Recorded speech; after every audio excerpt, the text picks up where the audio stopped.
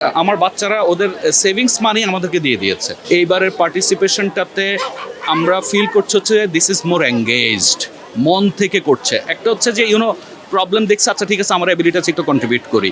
আর আরেক ধরনের পার্টিসিপেশন হচ্ছে যে আই নিড টু, আমাকে যেতেই হবে, আমাকে করতেই হবে, এই যে একটা ফিলিংস মানুষের মধ্যে, আমি মনে করি যে আমার লাইফ টাইমে আমি এটা ফার্স্ট টাইম দেখেছি। এটা হচ্ছে সবচেয়ে পজিটিভ দিক, এবং এই পজিটিভ দিকটা ডেভেলপ করেছে সম্ভবত একটা গণজোয়ার, গণ আন্দোলনের কারণে আমরা সবাই একত্রিত হয়ে গিয়েছি। হ্যাঁ, ফার্স্ট অফ অল উদ্যোগটা নিয়ে যদি কথা বলি, সেটা হচ্ছে যে this is first time in my life.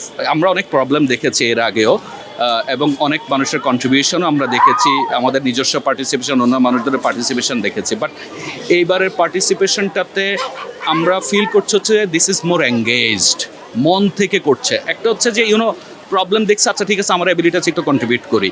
আর আরেক ধরনের পার্টিসিপেশন হচ্ছে যে আই নিড টু, আমাকে যেতেই হবে, আমাকে করতেই হবে, এই যে একটা ফিলিংস মানুষের মধ্যে, আমি মনে করি যে আমার লাইফ টাইমে আমি এটা ফার্স্ট টাইম দেখেছি। এটা হচ্ছে সবচেয়ে পজিটিভ দিক, এবং এই পজিটিভ দিকটা ডেভেলপ করেছে সম্ভবত একটা গণজোয়ার, গণ আন্দোলনের কারণে আমরা সবাই একত্রিত হয়ে গিয়েছি। হ্যাঁ, তো সেখান থেকে যেমন আগে যখন এরকম প্রবলেম হতো, তখন আমরা হয়তো যখন ইউনিভার্সিটিতে স্টুডেন্ট ছিলাম তখন আমরা নিজেরা আসতাম, যখন অফিসিয়ালি কন্ট্রিবিউট করতাম হয়তো একদিনের স্যালারি দিয়ে দিয়েছে, this are very common practice.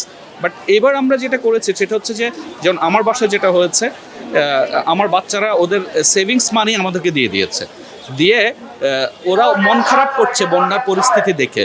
যেমন আন্দোলনে আমাদের বাচ্চা কাচ্চাদের উপরে যে নির্যাতন হচ্ছে এটা দেখে যেমন মন খারাপ করেছে, ওরা কান্না করেছে, এই বন্যা পরিস্থিতি দেখে ওরা কান্না করেছে।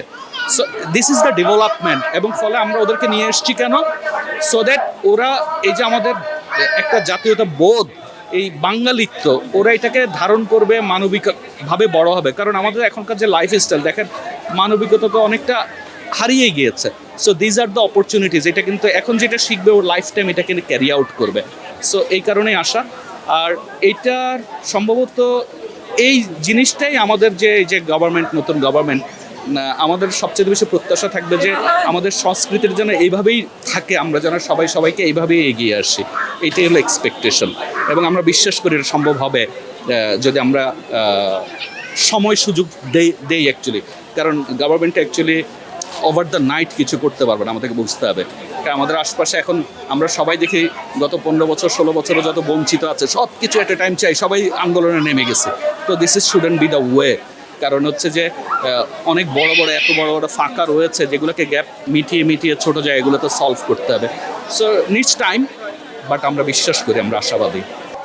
দেখেন, এটা আমার ব্যক্তিগতভাবে যেটা মতামত সেটা হচ্ছে যে সরকার পতনার কোটা আন্দোলন যদিও দুইটা, কোটা বিরোধী আন্দোলন যদিও দুইটা এট এ টাইম হয়েছে, but it wasn't a plan programme, আমার ব্যক্তিগত অভিমত।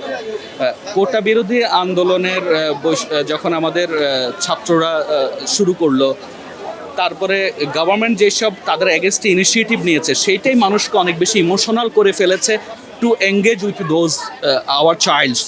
তো এইটার ক্ষেত্রে সেখান থেকে কিন্তু দেখেন গভর্নমেন্ট বিরোধী আন্দোলন তো অ্যাকচুয়ালি ইটস এ 2 to 3 ডেজের ম্যাটার। ইন দ্যাট কেস আমি কোনোভাবে ব্যক্তিগতভাবে মনে করি না যে এখানে একটা দীর্ঘ পরিকল্পনা ছিল বা সেটা দিয়ে বড় কিছু আমি এখনই পেয়ে যাব। তবে যেহেতু এই আন্দোলনের মাধ্যমে এসছে, তার মানে এখানে অনেক ভালো মানসিকতার মানুষ আছে। তো আমরা যদি তাদেরকে প্রপারলি সময় দেই, আমরা যদি যার জায়গা থেকে সহযোগিতা করি, একটা ভালো দিন আসবে, এই ব্যাপার আমরা আশাবাদী। এটা হচ্ছে আমার ব্যক্তিগত অপিনিয়ন। আর একটা ব্যাপার হচ্ছে যে আমরা সবসময় is very easy to blame others. আমরা কিছুতে কিছু হলে সরকার বা অমুক তমুককে ব্লেম করি। দেখেন, I am the part of government in my position. আমি যদি আমার জায়গা থেকে মানে সরকার উল্টায় ফেলবে, পাল্টায় ফেলবে, এইসব চিন্তা না করে আমি যদি আমার জায়গা থেকেও কিছু জিনিস কাজ করে ফেলি আমার জায়গাগুলো, তাহলে কিন্তু অটোমেটিক্যালি আমাদের জাতি চেঞ্জ হবে। এটাই হচ্ছে বাস্তবতা।